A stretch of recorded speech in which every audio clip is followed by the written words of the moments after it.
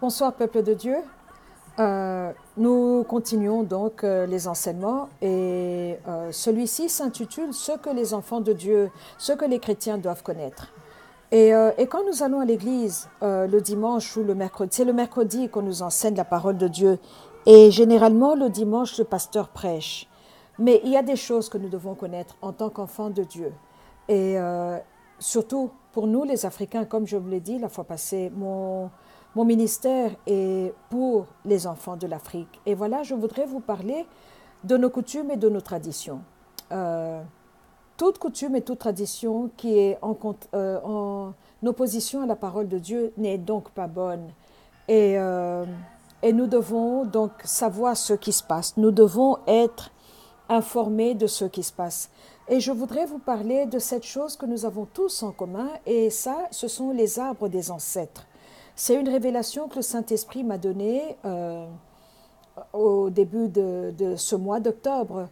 Et dans chaque langue africaine, ces arbres-là ont des noms. Donc je vous demanderai de retourner chacun dans sa langue maternelle et savoir comment est-ce que ces arbres-là sont appelés. Mais c'est quelque chose que nous faisons nous tous, collectivement. Et voilà la révélation. La révélation est que je ne sais pas qui nous a dit ça, à quel moment on nous a dit ça, qui nous a prêché cela, mais apparemment, tout euh, toute l'Afrique subsaharienne, en dessous du Sahara, a cette coutume-là de planter des arbres pour les ancêtres. Le psaume 1 nous dit, tu seras comme un arbre planté au bord des cours d'eau et tu porteras des fruits et des feuilles dans ta saison. Et donc l'arbre est connecté à l'être humain. Nous voyons cela puisque la Bible en parle. Mais il y a une réalité qu'il faut garder en tête. Comment est-ce que ces arbres-là sont plantés? Et ce n'est pas n'importe quel arbre qui est planté pour les ancêtres. Il y a un nom spécifique, il y a des arbres spécifiques. Encore une fois, je vous demanderai de retourner dans vos langues maternelles, parce que moi, dans ma langue maternelle, je sais comment ces arbres-là sont appelés. Et alors, vous prenez cet arbre-là d'une hauteur à peu près de 2 mètres et vous enlevez toutes les feuilles et vous faites un trou. Pendant que vous parlez, vous faites le trou, vous êtes en train de parler parce que j'ai découvert qu'aucune activité spirituelle ne peut être faite sans la parole, sans le verbe. De la même façon dont nous prions pour parler à Dieu, nous devons prier pour connecter avec les esprits des ancêtres. Et donc tout ceci tombe dans le schéma de l'adoration des ancêtres. Et nous les Africains, c'est ça que nous faisons. Mais cette adoration-là, nous la donnons à des personnes qui sont déjà mortes, qui étaient en vie et qui sont mortes. Elles ne sont plus. Et quand vous regardez comment ça se passe, donc vous parlez, vous appelez vos ancêtres et vous leur dites que vous voulez vous connecter à eux d'une façon particulière et les faire asseoir. Alors vous prenez une poule, une chèvre, un mouton ou bien même une vache si la famille a l'argent. Vous creusez donc le trou, vous égorgez l'animal et vous versez le sang de l'animal dans le trou. Or, Lévitique 20 nous dit, dans le 20e chapitre, nous dit que la vie est dans le sang. Et donc, il y a une connexion vivante qui se fait au travers du sang de cet animal-là que vous versez. Et c'est comme ça qu'on plante l'arbre dans le sang et on remet le sable. Donc, il faut choisir une personne qui sera la personne qui est donc appointée à venir arroser cet arbre-là, à venir nettoyer autour de l'arbre, enlever les feuilles mortes, enlever les saletés et donc à parler aux ancêtres. Cette personne-là donc a la tâche d'être un prêtre. Par prêtre, je veux dire donc le trait d'union entre les vivants, entre la famille et les esprits des morts qui sont les ancêtres. Donc cette personne-là, c'est ça son devoir. Et alors il faut prendre une assiette, mettre de la nourriture normale que vous mangez dans votre famille, et vous mettez un peu de riz, un peu de légumes, un peu de viande et de la sauce au-dessus, et un verre de bière et une bouteille, et vous allez mettre au pied de l'arbre pour les ancêtres. Vous laissez ça là pendant 2 heures, et puis vous venez enlever, vous dites, les ancêtres ont mangé. Et c'est comme ça que donc on mange avec les ancêtres, c'est comme ça qu'on prend soin des ancêtres. J'ai entendu parler de personnes qui vont dire les ancêtres demandent du parfum, ou ils demandent de l'argent. Alors vous allez prendre ce qu'on appelle en swahili lungo, en raffia, vous mettez de l'argent au-dessus, vous mettez le lupemba au-dessus, et vous mettez de l'argent et vous mettez ça au pied de l'arbre. Et c'est comme ça que vous connectez donc avec les ancêtres et vous les invitez dans vos affaires de tous les jours. C'est ça qu'on appelle l'adoration des ancêtres. Et c'est ça qui fait que, or la Bible nous dit que quand on est mort, on est absent du corps, donc on est debout devant la présence de Dieu. Donc, une personne qui est morte ne peut plus vous parler. Une personne qui est morte, malgré l'amour qu'on avait pour eux, malgré l'affection qu'on avait pour eux, parce que c'était notre famille, ils ne peuvent pas nous parler, ils ne peuvent pas intervenir dans nos vies. Et en plus de cela, ces personnes-là sont déjà mortes. Et donc, elles n'ont pas pu s'aider elles-mêmes à rester en vie. Comment est-ce qu'elles peuvent nous aider, nous qui sommes encore en vie? Mais la croyance africaine est que les ancêtres sont impliqués dans nos affaires de tous les jours. C'est comme ça que vous pouvez entendre des personnes qui parlent à leurs ancêtres. Et quand elles finissent, alors elles parlent à Dieu, le Dieu créateur. Mais en faisant cela, est-ce que ce n'est pas une offense que nous faisons à Dieu, que nous commettons devant Dieu? Je vous pose la question. Et je ne suis pas là pour accuser ou pour minimiser ou me moquer des coutumes et traditions. Je suis là pour exposer la vérité. Mon problème à moi, si c'est un problème, je suis convaincue et persuadée de ce que je fais. Donc, je ne me prêche pas à moi-même. Je suis en train d'exposer les coutumes et les traditions africaines parce qu'avec regret, je vois que beaucoup de chrétiens africains ne savent pas ce qui se passe. Beaucoup de chrétiens africains vivent en ville, alors que moi, j'ai eu le privilège, j'appelle ça privilège, parce que quand mon père nous emmenait au village, quand on allait voir, je connais très bien mes coutumes, je connais très bien mes traditions, mais quand je parle avec mes amis, même des gens de mon âge ou un peu plus jeunes, ils ne connaissent pas grand-chose sur leur origine ancestrale. Et ça, c'est un problème, parce que quand maintenant, nous devons commencer à prier, nous devons commencer à défaire ce qui a été fait, ça devient difficile parce qu'on ne sait même pas de quoi on parle. On ne sait pas qu'est-ce qu'on doit défaire. On ne sait pas qui est la personne qui nous a gardés captifs toutes ces années. Et c'est ça mon rôle. Je voudrais vous réveiller, je voudrais attirer votre attention sur ces réalités africaines, parce que c'est ça qui se passe dans toutes les familles africaines. Alors, dans tous les villages normaux africains, chaque famille a un arbre pour les ancêtres. Et cet arbre-là, donc, vous faites ce que je vous ai décrit plus tôt avec le sang et tout le tralala. Donc, cet arbre-là sert d'ascenseur. Les esprits des ancêtres viennent d'en bas et montent dans votre maison, dans votre parcelle. Et ces esprits-là habitent avec vous. Ces esprits-là sont là pour vous aider, pour intervenir dans vos problèmes. Mais qu'est-ce qui se passe en réalité? Ce ne sont même pas nos ancêtres à nous qui sont là, parce que nos ancêtres sont déjà morts, mais ce sont des esprits et ce sont des démons qui viennent habiter avec vous, qui mangent avec vous.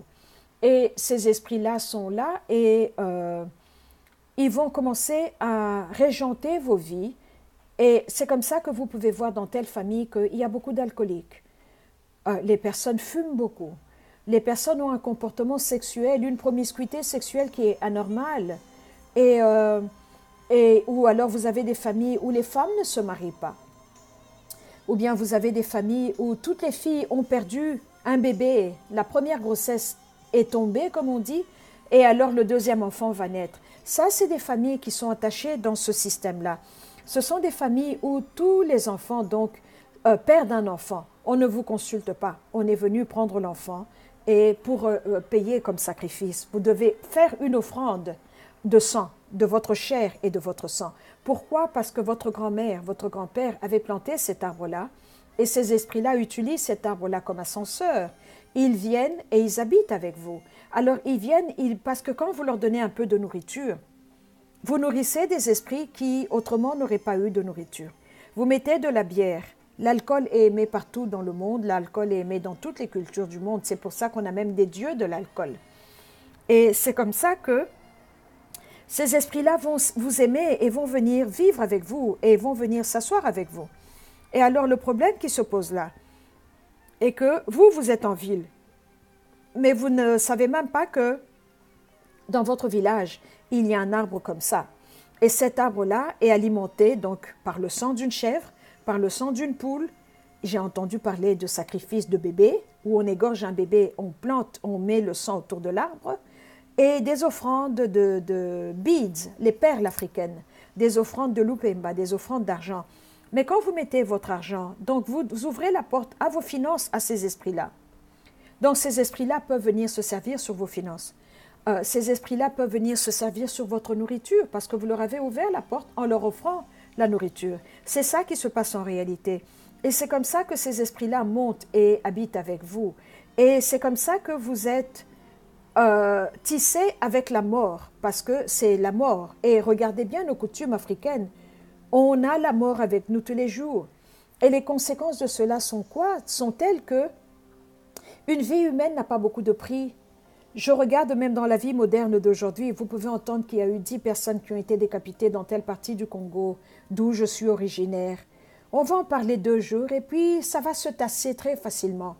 Alors que vous avez eu des guerres qui ont eu lieu ou des expéditions, je me rappelle dans les années 90, quand il y a eu des crimes, des viols, des meurtres dans la grande Yougoslavie, il y a eu des départements entiers de police qui ont été envoyés là-bas pour aller se battre. Pourquoi est-ce qu'une vie africaine n'a pas autant de prix? Pourquoi est-ce qu'on en parle et puis on se détache très facilement, on oublie très facilement? C'est parce que la mort n'est pas un problème. On est connecté à la mort et on vit avec ça. Et c'est ça que j'ai découvert, c'est ça que j'ai vu et c'est ça que je voudrais partager avec vous. Et c'est comme ça que nous devons nous repentir. Comment mettre une fin à tout cela? Parce que nous sommes en ville, on peut ne pas savoir que notre grand-mère avait fait quelque chose ou notre arrière-grand-père. Donc, tout chrétien, il ne faut pas se fatiguer de faire la repentance. La repentance devant le Dieu vivant est l'acte légal qui va effacer la légalité que Satan et son système avaient sur vous et sur votre vie. Parce que quand vous demandez pardon à Dieu, vous confessez les fautes de vos pères et de vos mères, Satan doit vous laisser partir, il n'a plus de place dans vos vies.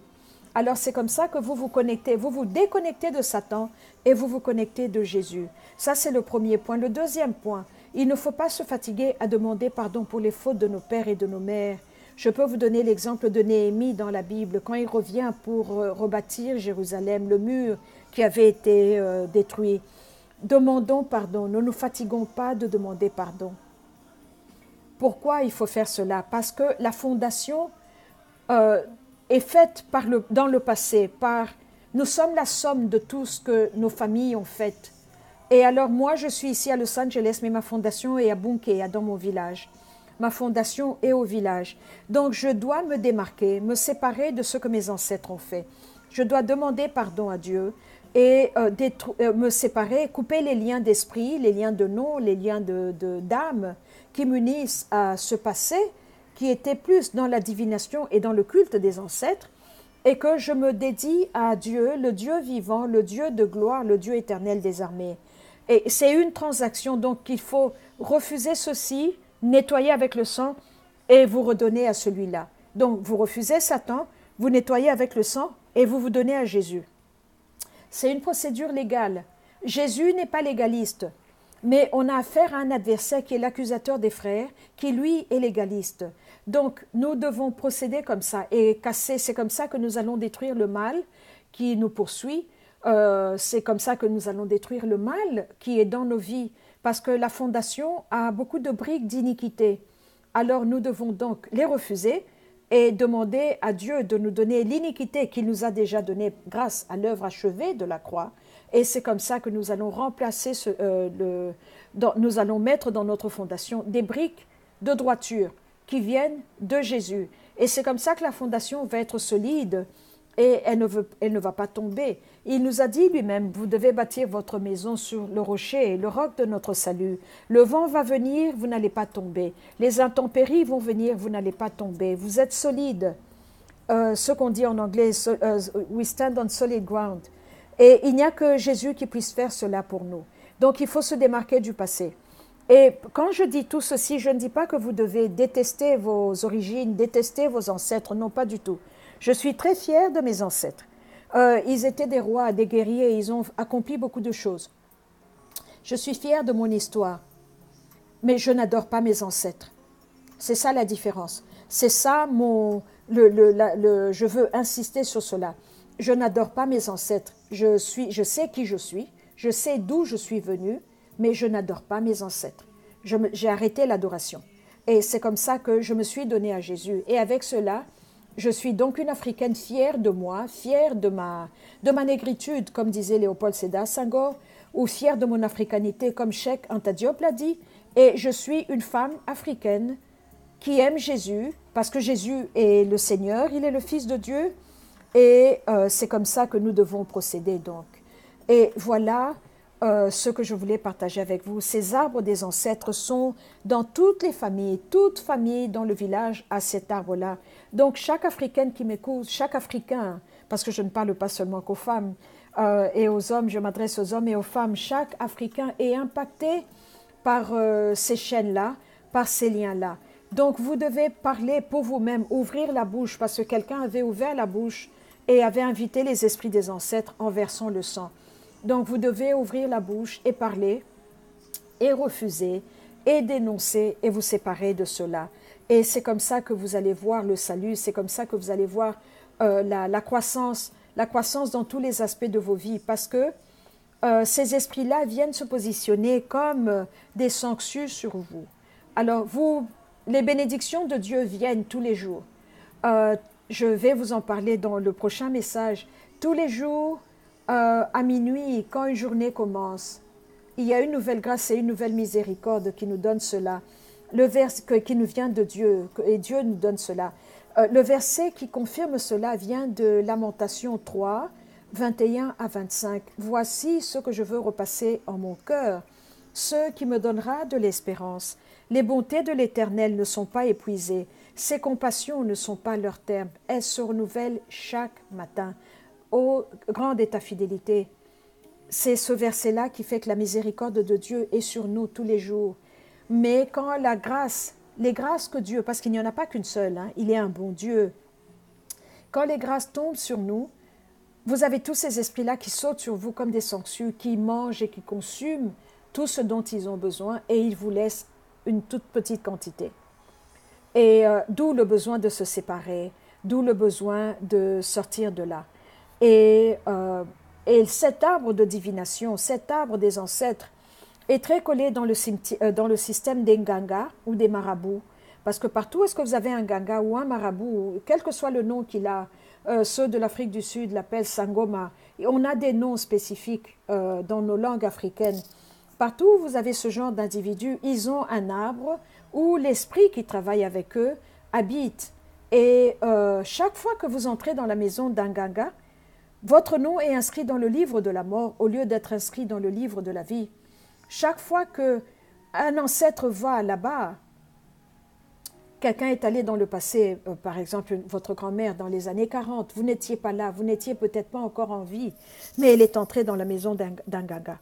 Et donc sa connaissance, elle vient de faire connaissance avec ces esprits-là, et elle est connectée avec ces esprits-là. Et les esprits entrent dans sa vie à elle, ok? Pendant qu'elle est en vie, donc elle est une source de revenus pour ces esprits-là.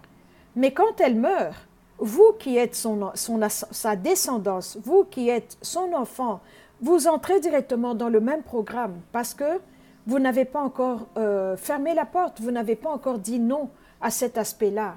Et c'est exactement comme une carte bancaire, quand on vous donne une carte de crédit avec des petits écrits, là tout petit, vous devez bien les lire pour dire non, je refuse. Mais tant que personne n'a dit non, je refuse, la banque va continuer à s'alimenter, s'approvisionner dans votre compte.